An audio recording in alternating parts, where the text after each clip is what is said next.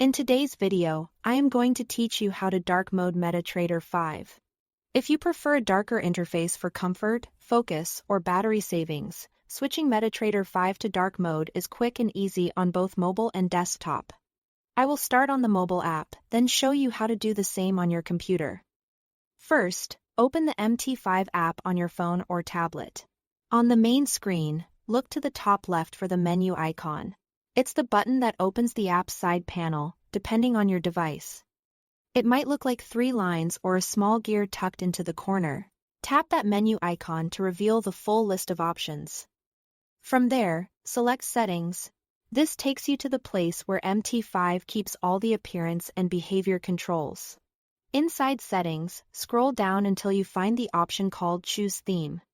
On some devices, it may appear under a section labeled Interface or Appearance. But the wording Choose Theme will be the one you want. Tap Choose Theme, then select Dark.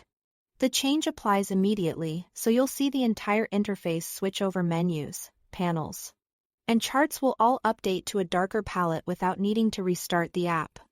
If you are trading at night or in low light, this reduces eye strain and it can also help extend battery life on devices with OLED screens.